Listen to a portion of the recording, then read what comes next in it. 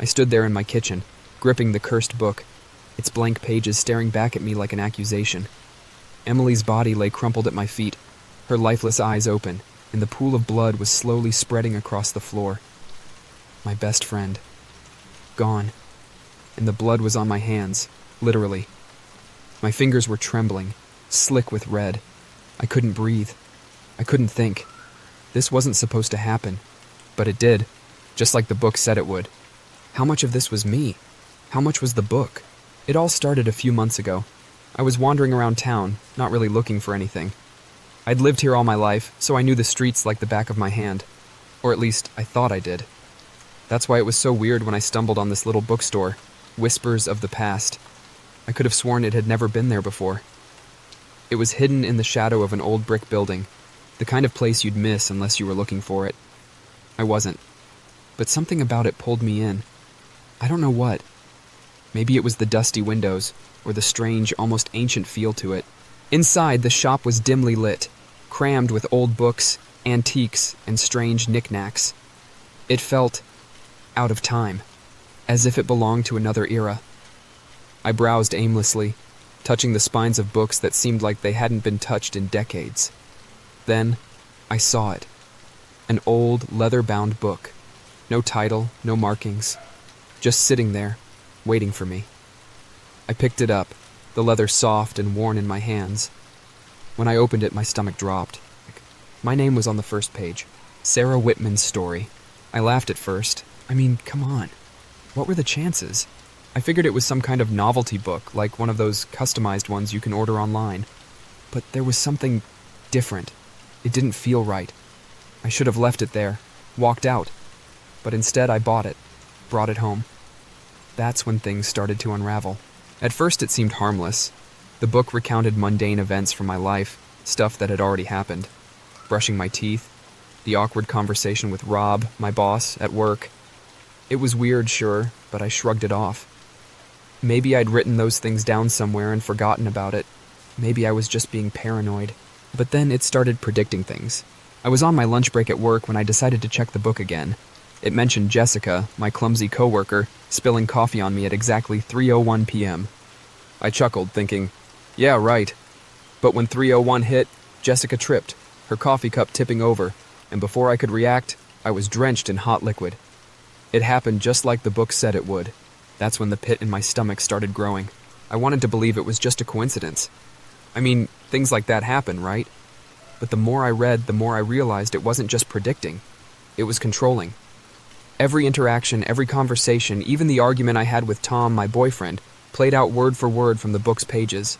I couldn't ignore it anymore. The entries got darker. It wrote about my isolation, about how I was pushing people away, how I was losing control. The nights got worse.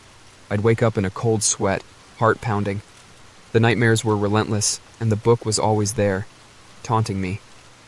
I tried ignoring it, but the pages kept filling with my life. One night, it wrote that I would wake up at 2:34 a.m. to a noise downstairs. I read it before bed, terrified. But at 2:33, I shot up in bed, my heart slamming in my chest. A second later, I heard the sound, footsteps, slow and deliberate, coming from the living room. I grabbed the closest thing I could find, a lamp, and crept downstairs, expecting the worst. But there was nothing. Just the book, lying open on the coffee table. I tried burning it. I threw it into the fireplace, watched the flames swallow it, but the next morning there it was, sitting on my desk, completely intact. I stopped talking to Tom. I distanced myself from everyone. My friends said I was acting strange, but how could I explain what was happening? Who would believe me? Then came Emily. Emily was my best friend, the only person who still bothered to check on me. She came over one night, determined to help. I tried to keep her away from the book, but she found it. She opened it and started reading aloud, her voice trembling as she got to the latest entry. Emily will not survive the night. I lost it. I screamed at her to stop, to leave, to get as far away from me as possible. But it was too late. The book had already written her fate. The pages described, in horrifying detail, how she'd die. A freak accident in the kitchen, her head hitting the counter. I tried to stop it. I tried to keep her out of the kitchen. But the more I resisted, the more it felt like I was pushing her towards it. And then it happened. She slipped. Her head hit the counter with a sickening crack. I rushed to her, shaking her, screaming her name. But she was gone. The book had been right. Again.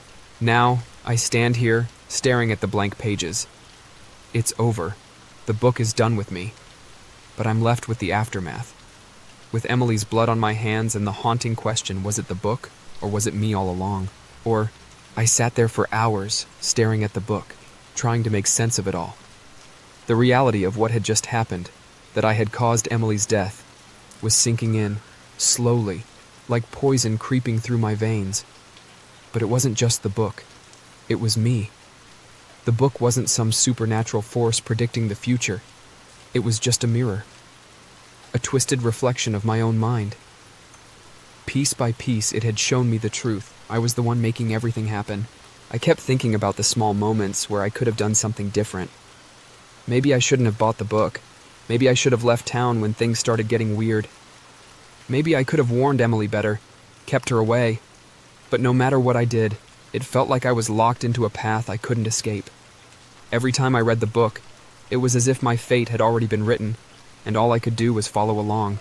The truth hit me like a punch to the gut. The book wasn't predicting anything. It was feeding on my fears, on what I believed would happen, and the more I believed in its twisted words, the more I made them real. I let it control me. I let it write my story. Now, the pages were blank. I didn't know what would happen next, and that scared me more than anything. What if it started writing again? What if I picked it up, and it wrote another name, another fate I couldn't escape? Worse, what if I started writing in it? What if I became the one deciding someone else's fate, just like I did with Emily? I couldn't trust myself anymore. I couldn't trust the book, but I couldn't get rid of it either. It felt like it had become part of me, like a shadow I couldn't shake. Every day, I'd wake up wondering if today would be the day the book started writing again. But sometimes, I wondered if it even needed to. What if the damage was already done? What if I was too far gone, just blindly following a story that had already been written in my head? I thought about reaching out to Tom. I hadn't spoken to him in weeks, but what could I say? Hey, I'm cursed by a book that's making me do terrible things? He wouldn't believe me. Hell, I wouldn't believe me. And then there was Emily's family. They'd been calling. I hadn't answered any of their calls. How could I? How could I explain what happened when I didn't fully understand it myself? How could I live with the fact that I killed my best friend, even if it wasn't fully my fault? Even if it was, I'd sit there, staring at the book, feeling its silence mocking me. It was like it knew I was unraveling, that I was losing my grip on reality. I'd think about burning it again, but what was the point? It would just come back. And what if this time it wrote something worse? What if it was waiting for me to make the next move, to decide what terrible thing would happen next? So, I stopped going outside. I couldn't face the world, not when I knew that I might be the reason someone else got hurt. It was safer this way, isolated, locked in my house, away from anyone I might unintentionally harm. The days blurred together after that. I lost track of time. I couldn't tell you if it had been days or weeks since Emily died. The only thing that kept me grounded was the book, sitting there on my desk, waiting, always waiting. I started dreaming about it. In my dreams, the book was writing again. I'd watch in horror as the pages filled with names, faces, events, people I knew, people I loved, and every single story ended the same way, with blood, with guilt. I'd wake up in a cold sweat, terrified to check if the dreams had come true, terrified that maybe this was how my story ended too, trapped in this nightmare, bound forever to this cursed book. Sometimes I'd hear noises in the house, footsteps, doors creaking open, the sound of someone breathing just outside my bedroom. I'd check, every single time, but there was never anyone there. Just the book, sitting in its place, untouched. But I knew it was there, watching, waiting. Maybe I deserved this. Maybe the book wasn't controlling me. Maybe I had wanted all of this to happen, deep down. Maybe I had always been drawn to it for a reason. Maybe that was the real horror, not the book itself, but the dark parts of me that it brought to life. I haven't eaten in days. I can't. Every time I try, I feel like the food's going to choke me, like the guilt is rising up from inside, suffocating me. The thought of Emily, Her lifeless body crumpled on my kitchen floor, gnaws at me constantly. I close my eyes, and I see her. I try to sleep, and I hear her laugh. It's like she's haunting me. Not as a ghost, but as a memory I can't shake. I was the one who took her life after all. No one else. Just me. I've thought about ending it all. Not in a dramatic way, but quietly, just to make the pain stop, to stop this constant fear of what the book will do next. The thing is, I'm terrified that if I do, the book will write something worse. Maybe that's why I can't follow through. What if I take that final step and the book doesn't let me die? What if it writes something beyond death? Something darker?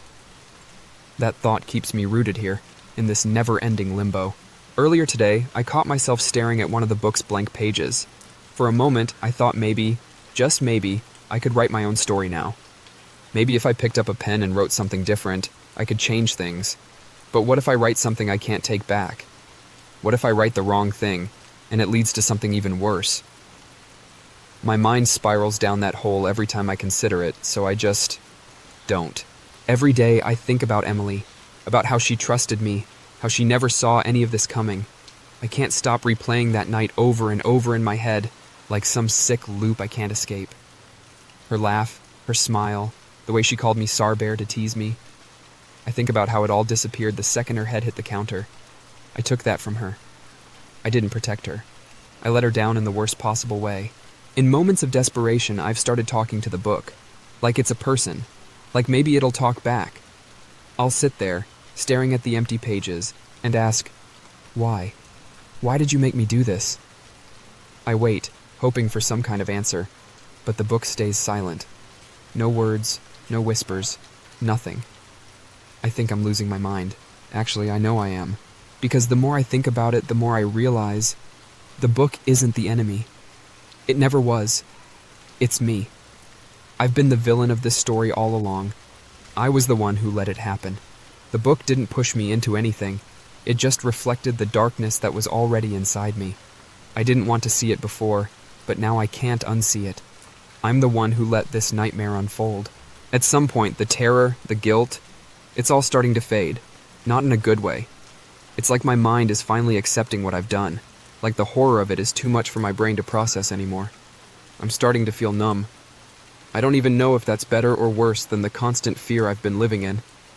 It's just nothing now. And maybe that's what the book wanted all along, to break me down until I couldn't fight it anymore. Maybe this is the end. Maybe the book knew I'd get here eventually, to this moment where I stop fighting and just accept it. Accept the story it's been telling. Maybe that's what it's all been leading to. Me, sitting here, blank-eyed, waiting for whatever comes next. It's possible the book had this planned from the start. Or maybe, just maybe, the real ending hasn't been written yet. Maybe I still have a chance to change things, to break free from this twisted cycle. But how? I've tried everything, haven't I? I burned the book. It came back. I tried ignoring it. It only grew stronger. I tried fighting it, and now I've lost everything. I don't even know what I'm fighting anymore. Myself? The book? Fate? The book hasn't written anything new for a while, but I keep staring at it, waiting, wondering if it'll ever fill those blank pages again. I don't know if I'm waiting for it to free me, or if I'm just waiting for it to condemn me further. Maybe, in the end, I'm the one who's been writing the story all along.